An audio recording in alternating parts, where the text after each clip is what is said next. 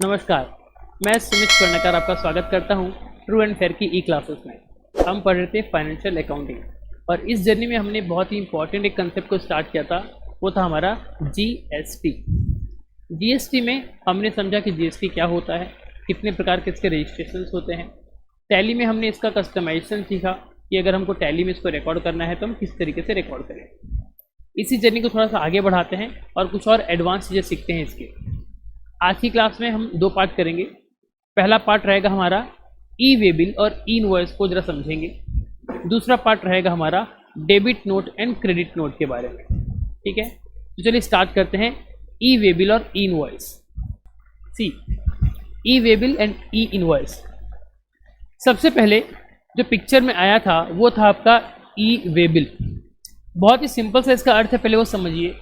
देखिए, वे का अर्थ क्या होता है? वे का अर्थ होता है आपका रास्ता, ठीक है, और बिल मतलब आपका कोई भी एक इनवॉइस, ठीक है।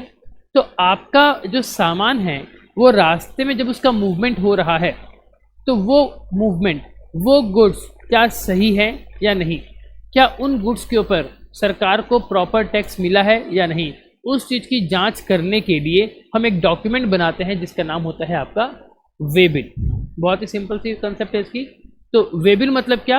जब आप सप्लायर हो, इसको ऐसे समझिए, लेट सपोज ये सप्लायर हैं जो माल बेच रहे हैं, ठीक है।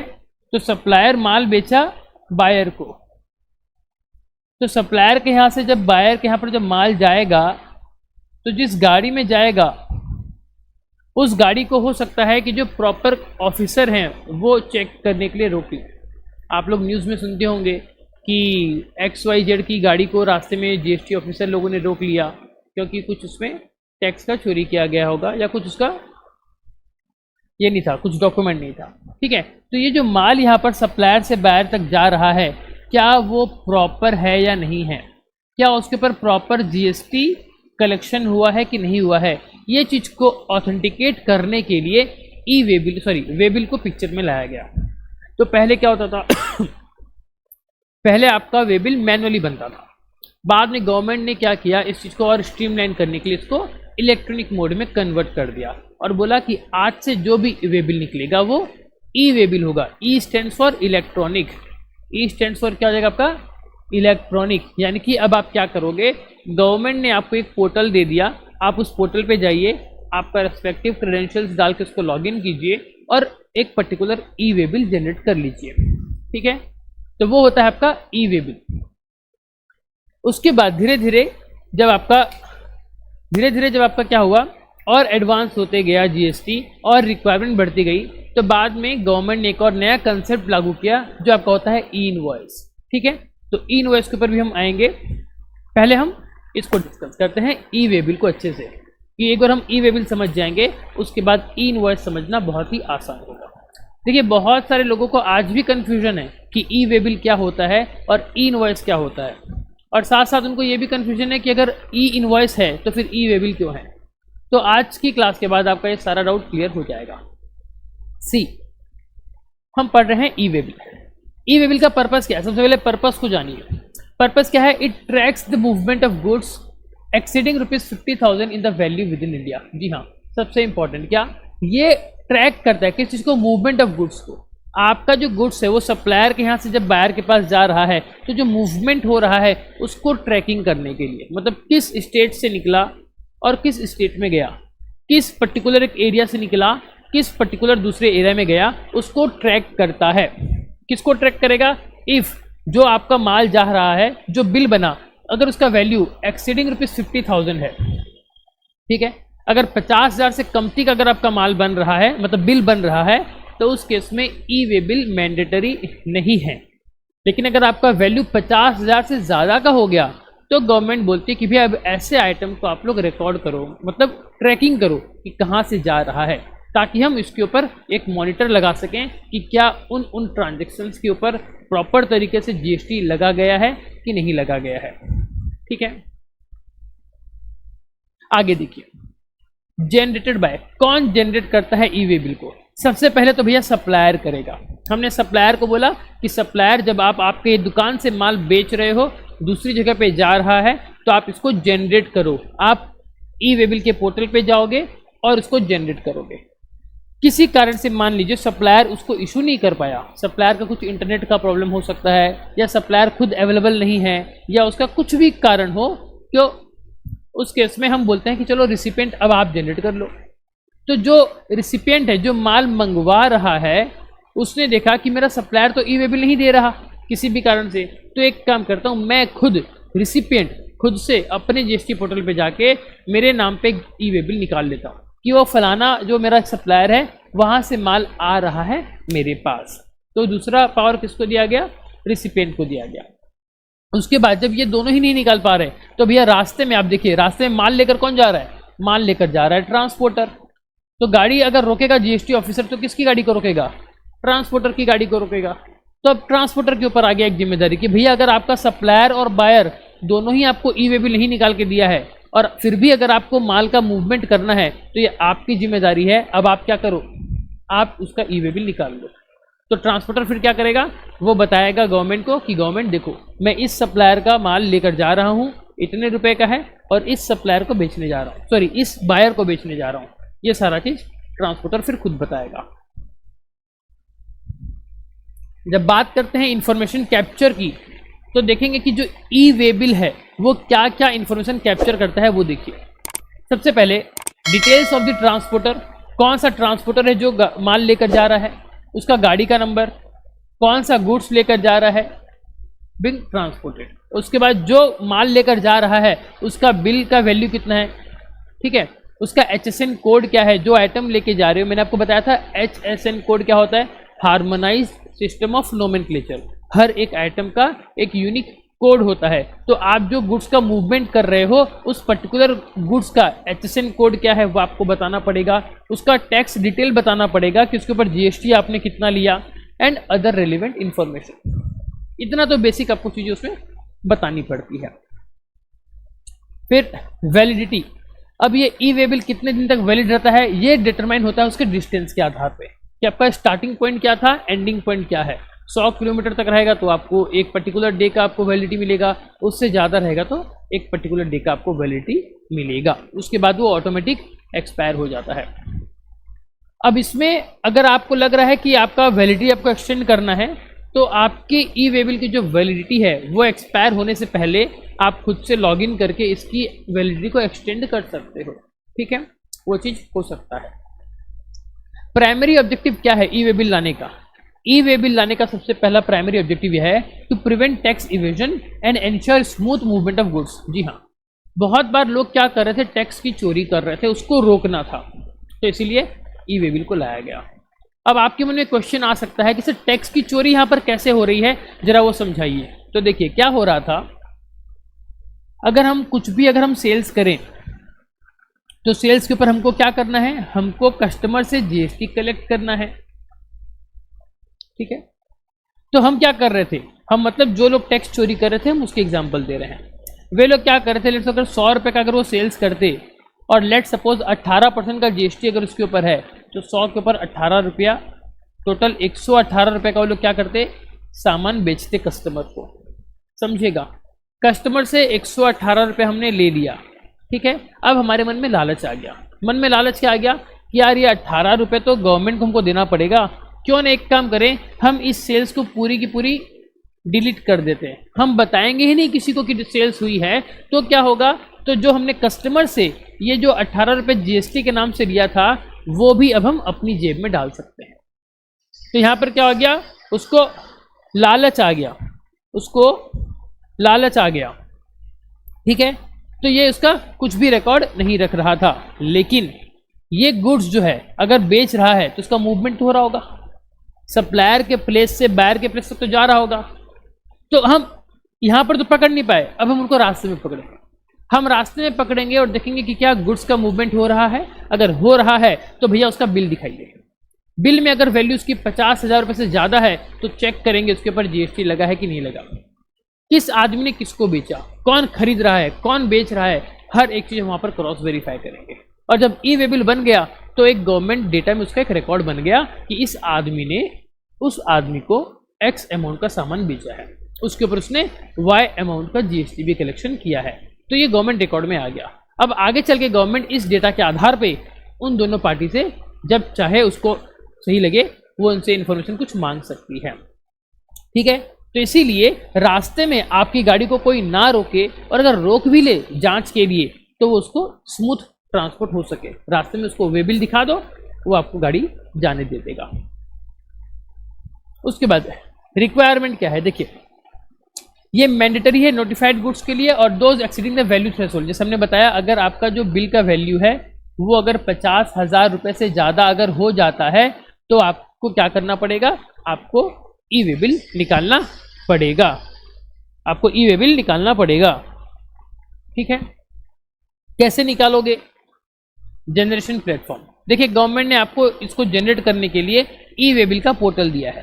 क्या है ई वे बिल का पोर्टल, eWayBillGST.gov.in।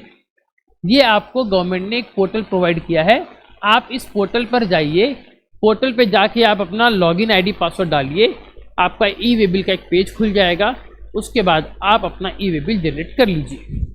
ठीक है, तो ये कहानी थी आपकी ई वे बिल की। तो अभी तक हमने क्या जाना, ई वे बिल कब लगता है, जब एक सप्लायर दूसरे बायर को माल जब बेच रहा होता है तो रास्ते में गुड्स का मूवमेंट में कोई दिक्कत ना आए, उसके लिए ई वे बिल जरूरी है। एंड साथ ही साथ हम ट्रैक करना चाहते हैं कि कौन सा माल कहाँ से निकल के कहाँ पर बिक्री हुआ है और उसके ऊपर प्रॉपर टैक्स कलेक्शन हुआ है या नहीं। तो ये था आपका ई वे बिल का कंसेप्ट। अब बाद में गवर्नमेंट ने जैसे जैसे थोड़ा और इम्प्रूव होते गया और रिक्वायरमेंट पैदा होती गई, फिर एक नया कंसेप्ट आता है पिक्चर में, ई इनवॉइस। ई इनवॉइस, देखिए इसका भी नाम अपने आप में एक इंडिकेट कर रहा है, क्या, इनवॉइस।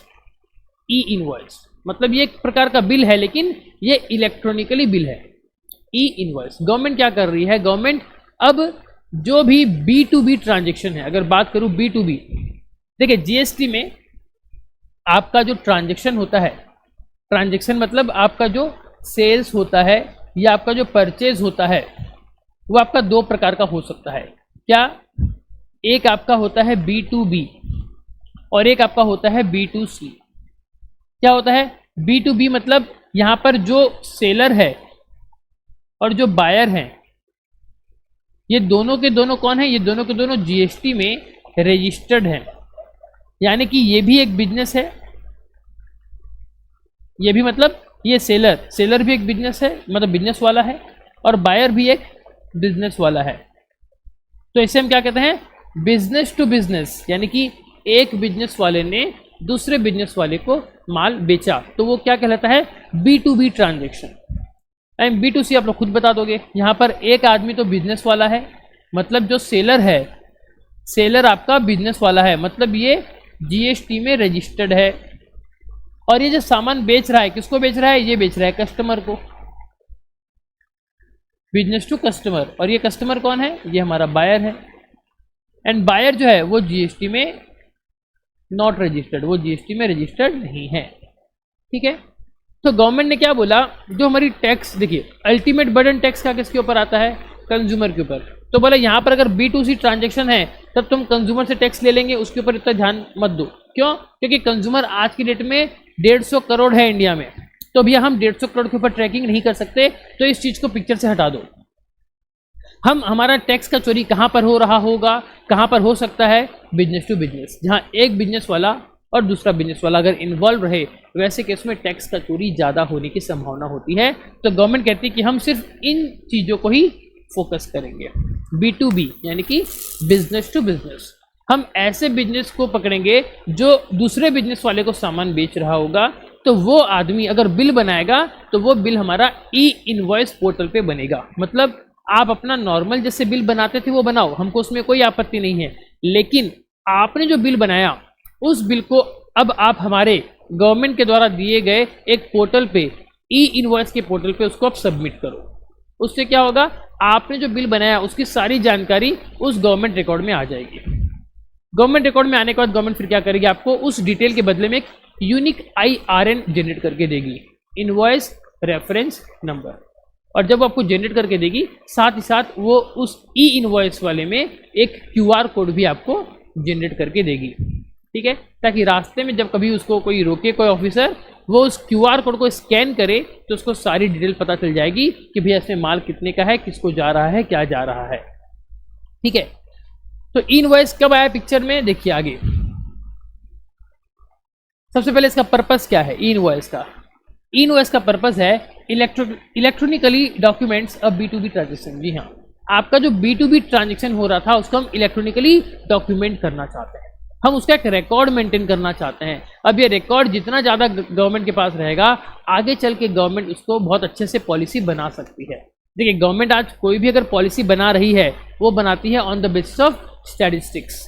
तो यहाँ पर जो B2B ट्रांजेक्शन्स को गवर्नमेंट रिकॉर्ड करवा रही है आपसे, उसके बेसिस से गवर्नमेंट को क्या मिलेगा, डेटा मिलेगा, और उसके आधार पर गवर्नमेंट फिर बहुत सारी पॉलिसीज बना सकती है। ठीक है, तो पर्पस क्लियर हो गया। इनवॉइस का पर्पस क्या है, electronically documents the B2B transaction. हम आपके जितने भी B2B ट्रांजेक्शन हो रहे हैं, मतलब एक GST वाला सप्लायर, एक GST वाला सेलर, इसने जब इसको बेचा तो किसने किसको बेचा, कितने में बेचा, क्या बेचा, कितना GST लिया, ईच एंड एवरीथिंग हम यहाँ पर रिकॉर्ड चाहते हैं। जनरेट कौन करेगा, जी हाँ, यहाँ पर सिर्फ और सिर्फ रजिस्टर्ड सप्लायर ही जनरेट करेगा। जैसे ई-वे बिल में आपको एक ऑप्शन दिया गया था कि अगर सप्लायर नहीं कर पाया तो रिसिपेंट को दे दो पावर निकालने का, रिसिपेंट नहीं कर पाया तो भैया ट्रांसपोर्टर को बोल दो, वो निकाल लेगा। लेकिन ई इनवॉइस के केस में ये सिर्फ और सिर्फ एक रजिस्टर्ड सप्लायर ही निकाल पाएगा, और सप्लायर भी कैसा, जो कि आपका एक स्पेसिफिक टर्नओवर एक्सीड कर जाए। जैसे आप नेक्स्ट पॉइंट में पढ़ोगे, यहाँ पर रिक्वायरमेंट, किसको रिक्वायरमेंट है ई इनवॉइस निकालने के लिए, it is mandatory for notified tax payers and those exceeding the turnover. जिन लोगों का गवर्नमेंट एक टर्नओवर बताएगी, वो टर्नओवर अगर पार हो गया, क्रॉस कर गया, तो वे लोग ई इनवॉइस बनाएंगे। अभी एट प्रेजेंट आज जो हम ये क्लास कर रहे हैं, आज के दिन ये जो लिमिट है ये कितने की है, अगर प्रीसीडिंग फाइनेंशियल ईयर में अगर आपका टर्नओवर एक्सीड कर जाए 5 करोड़ रुपए से, कितने से, 5 करोड़ रुपए से, तो उस केस में आपको ई इनवॉइस निकालना जरूरी है। ठीक है, अगर आपने ई इनवॉइस नहीं निकाला तो ये GST का नॉन कंप्लायंस हो जाएगा। अब गवर्नमेंट ये भी आपको बता दे रही है, देखिए पहले जो लिमिट थी ये 200 करोड़ थी, फिर वो 100 करोड़ हो गई, फिर वो 50 करोड़ हो गई, फिर वो 10 करोड़ हुई, फिर 5 करोड़ हुई। इस तरीके से गवर्नमेंट ने क्या किया, सबसे पहले जो बहुत बड़े बड़े प्लेयर्स थे मार्केट में, पहले उनके ऊपर इस एक्ट को लागू किया कि आप ई इनवॉइस निकालिए, फिर और थोड़े लोगों, छोटे लोग के ऊपर किया, फिर और थोड़े छोटे लोगों के ऊपर किया।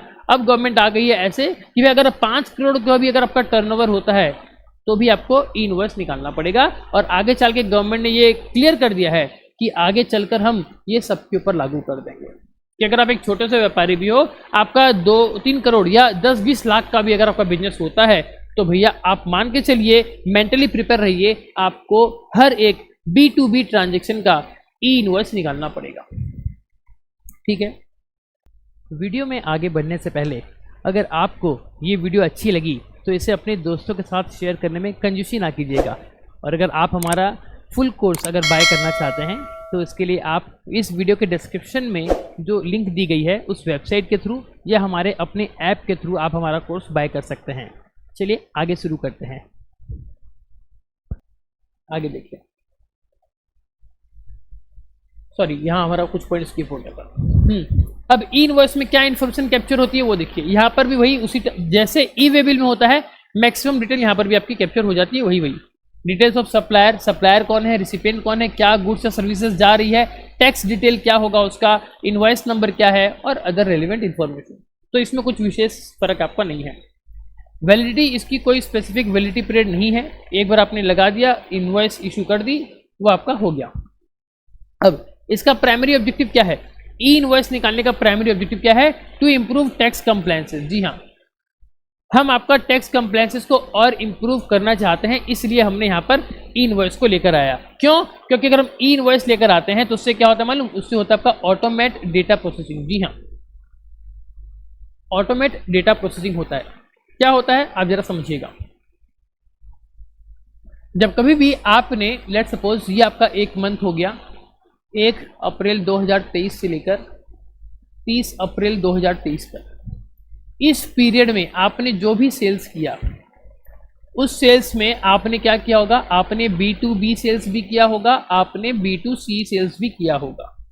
अब जितना आपने सेल्स किया, इन सारी सेल्स की जानकारी आप अगले महीने कब, 11 तारीख के पहले, यानी कि हमारा अगर अप्रैल का महीना है तो 11 मई 2023, इस डेट के पहले आपको क्या करना है, आपको आपका GSTR1 फाइल करना है। GSTR1 क्या है, इसमें आप आपके B2B ट्रांजेक्शन्स की डिटेल दोगे इंडिविजुअल GST नंबर वाइज, और B2C की जानकारी दोगे कि आपने एक पर्टिकुलर स्टेट में 0% वाला कितना बेचा, 5% वाला कितना बेचा, 12% वाला कितना बेचा, ऐसे समरी दे दोगे। ठीक है, तो अब यहाँ पर ये जो रिपोर्ट दे रहे हो, तो देखिए B2B में आपके बहुत सारे डिटेल आ सकते हैं। मतलब जब आपका B2B ट्रांजेक्शन्स बहुत सारा होता है तो उस केस में आपको यहाँ पर डिटेल डालने में टाइम लगती है, आपकी गलती हो सकती है। तो गवर्नमेंट ये बोलती है आपको कि ये डिटेल अब हम आपके लिए हम भर के देंगे, लेकिन कब, जब आप इनका ई इनवॉइस निकालोगे तब। अगर आपने इसका ई इनवॉइस नहीं निकाला तो हम आपका ये डिटेल फिलअप करके नहीं देंगे। ठीक है, तो यहाँ पर अभी हमने क्या पढ़ा कि अगर आप ई इनवॉइस निकालते हो इस पर्टिकुलर पीरियड में आपने जितनी भी सेल्स करी उन सबका, अगर आप यहाँ पर क्या करते हो, आप यहाँ पर ई इनवॉइस निकालते हो, तो इन सारी की सारी जानकारी को हम क्या करेंगे, हम ऑटोमेटिक आपके अपने GSTR1 में फिलअप कर देंगे। अब आपको ये डिटेल फिलअप नहीं करनी, अब आप इसको इजीली सबमिट कर सकते हो। तो हमने आपका समय बचाया, प्लस जो गलतियां आप यहाँ पर कर सकते थे हमने उसको भी कम कर दिया। तो इस चीज़ के लिए भी ई इनवॉइस को लाया गया था। ठीक है, उसके बाद जनरेशन प्लेटफॉर्म। अब आप इसको कैसे प्लेटफॉर्म ई इनवॉइस को कैसे निकालोगे, इसका भी अपना इनवॉइस रजिस्ट्रेशन पोर्टल एक है आपका, वहां पर से जाके आप ई इनवॉइस निकाल सकते हो।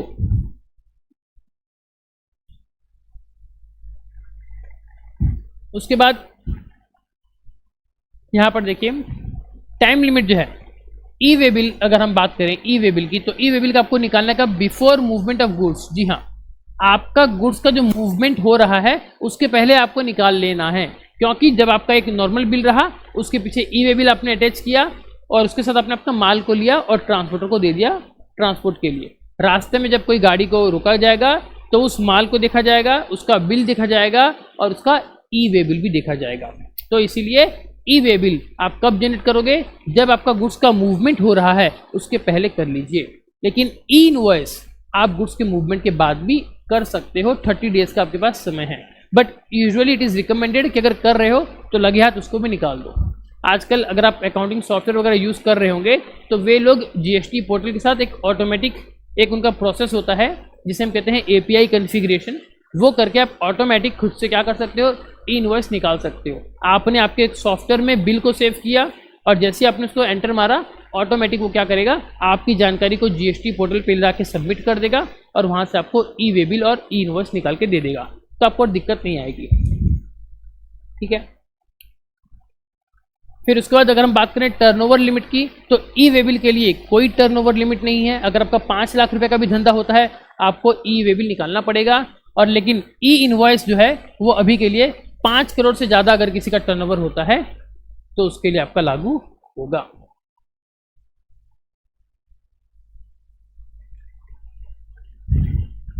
अब देखिए इंटीग्रेशन, जो बात अभी मैंने कही थी क्या, कि इनवॉइस डेटा जो हम बात कर रहे हैं, ई इनवॉइस का जो डेटा है, ई इनवॉइस का data can be automatically populated in the E way bill system. अरे हाँ, ये भी एक और बात कि अगर आपने क्या हो गया, अब आप सोचोगे कि हमारा काम डबल हो गया, पहले हम ई वे बिल निकालें फिर ई इनवॉइस निकालें तो हमारा काम बढ़ जा रहा है। तो गवर्नमेंट ने बोला आपका काम आसान कर देते हैं, आप सिर्फ ई इनवॉइस निकालिए।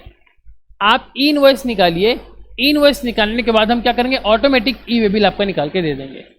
मतलब जब ई वे बिल के पोर्टल पे जाओगे, सिंपल आपको ई invoice number that is IRN, आपको आपका इनवॉइस रेफरेंस नंबर सबमिट करना है। जैसे सबमिट करोगे वो गवर्नमेंट का डेटा आपस में एक्सेस करेगा और आपको ई वे बिल निकाल कर दे देगा। आपको फिर से दोबारा से कोई डिटेल डालनी नहीं है। फिर रिपोर्टिंग, जी हाँ, ई इनवॉइसेस का रिपोर्टिंग कहाँ होता है, अभी भी हमने डिस्कस किया था। The e invoices are automatically reported to the GST network. GSTN मतलब GST नेटवर्क। और जब GST नेटवर्क में ये रिपोर्ट हो जाती है तो फिर GST नेटवर्क क्या करता है, ये आपके बिहाफ में GSTR1 बनाकर दे देता है। तो यहाँ पर क्या हो गया, अगर ये आपके बिहाफ में बना कर दे दिया तो इट रिड्यूसेस मैनुअल वर्क।